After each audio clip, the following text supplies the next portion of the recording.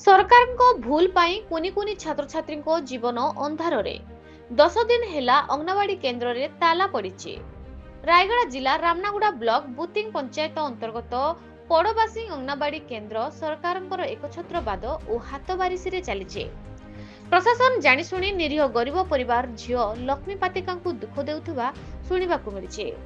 3 ରୁ 4 ମାସ କାର୍ଯ୍ୟ କରିଥିବା ଲକ୍ଷ୍ମୀ ପାତିକାଙ୍କୁ ପୁନର୍ବାର ନିଯୁକ୍ତି ପାଇଁ ଲେଖା ମାଧ୍ୟମରେ ସରକାରଙ୍କୁ ଗ୍ରାମବାସିଦା ଗୁହାରି କରିଥିଲେ ମଧ୍ୟ ପ୍ରଶାସନ ଗ୍ରାମବାସୀଙ୍କ ଗୁହାରି ବେଖାତିର କରି ଲକ୍ଷ୍ମୀ କାଡ୍ରାକାଙ୍କୁ ନିଯୁକ୍ତି ଦେଇଛନ୍ତି। ବିଡିଓ, ସିଡିପିଓ ଓ ସୁପରଭାଇଜର ଲକ୍ଷ୍ମୀ ପାତିକାଙ୍କ ସାର୍ଟିଫିକେଟ ତଦନ୍ତ କରି ନିଯୁକ୍ତି କରିଥିଲେ, କିନ୍ତୁ ଲକ୍ଷ୍ମୀ ପାତିକା 3 ରୁ 4 ମାସ କାର୍ଯ୍ୟ କଲା ପରେ ତାଙ୍କୁ ବାହାର କରାଗଲା ଏବଂ ପଡବାସି ଠାରୁ ଲକ୍ଷ୍ମୀ ପାତିକାଙ୍କ ଘର 1 କିଲୋମିଟର ଦୂରତା ହୋଇଥିବାରୁ ଗ୍ରାମବାସୀ ତାଙ୍କୁ ହିଁ ନିଯୁକ୍ତି ଦିଆଯାଉ ବୋଲି ପ୍ରଶାସନକୁ ଗୁହାରି କରିଛନ୍ତି।